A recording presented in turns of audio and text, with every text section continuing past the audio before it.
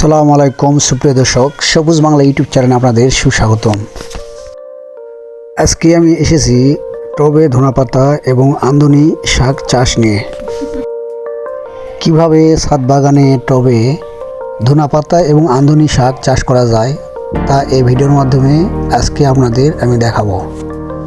তো কোনো রকম স্কিপ না করেই পুরোপুরি ভিডিওটি আপনারা মনোযোগ সহকারে দেখতে থাকুন।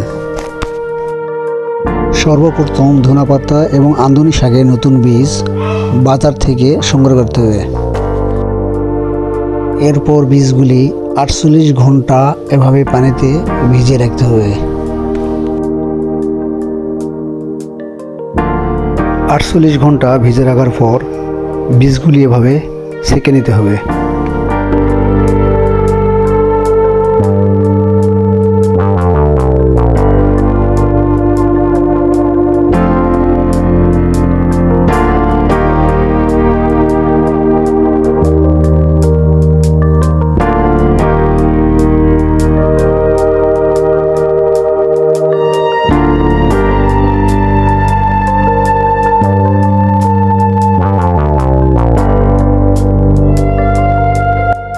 এরপর শুকনো বালির সাথে বীজগুলি ভালোভাবে মিক্স করে নিতে হবে।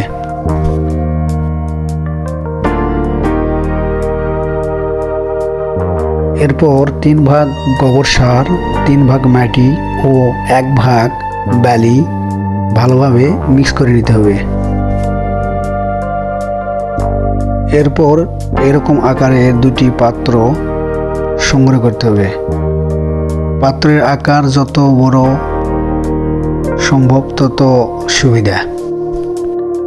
গভীরতার দিক দিয়ে এরকম হলে চলবে, তবে চওড়ার দিক দিয়ে যত বড় নেওয়া যায় ততই ভালো, তাহলে গাছের পরিমাণ বেশি ধরানো যাবে। পাত্রের নিচের অংশে এভাবে কয়েকটি ছিদ্র করে নিতে হবে, যাতে অতিরিক্ত পানি সহজে বের হয়ে যেতে পারে।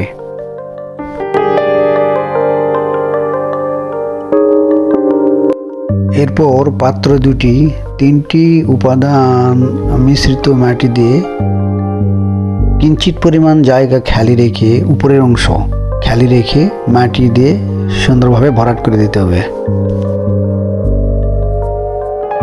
এরপর বীজগুলি বক্সের মাটির উপর একটু ফাঁকা ফাঁকা করে ভালোভাবে ছিটিয়ে দিতে হবে।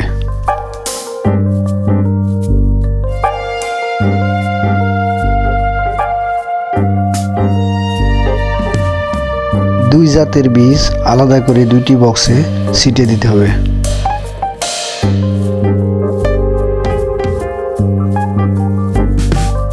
এরপর বীজগুলি 3টি উপাদান মিশ্রিত মাটি দিয়ে ভালোভাবে ঢেকে দিতে হবে। ঢেকে দেওয়ার সময় খেয়াল রাখতে হবে কোনোভাবেই যেন মাটি বেশি না হয়, আবার মাটির পরিমাণ যেন কম না হয়। ঢেকে দেওয়া মাটির পরিমাণ 1/2 ইঞ্চির চেয়ে কোনোভাবেই যেন বেশি না হয়, তাহলে 100% জার্মিনেশন কোনোভাবেই সম্ভব না।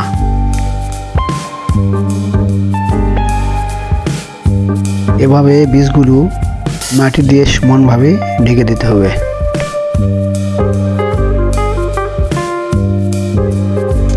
এরপর স্প্রের মাধ্যমে মাটিগুলো পানি দিয়ে ভালোভাবে ভিজিয়ে দিতে হবে।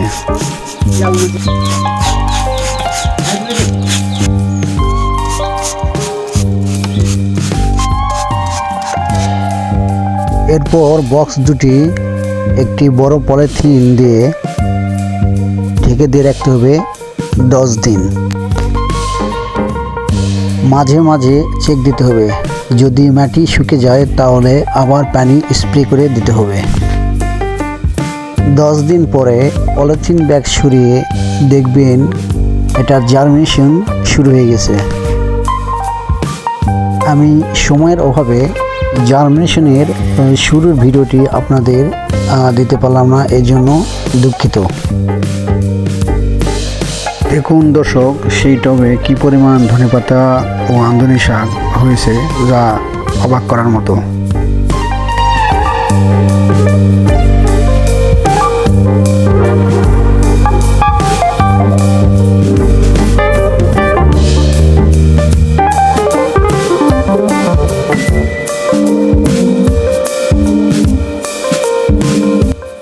তো দর্শক, আজকে এই পর্যন্তই। আগামী ভিডিও দেখার আমন্ত্রণ জানিয়ে আজকের মতো এখানে বিদায় নিচ্ছি। আল্লাহ হাফেজ।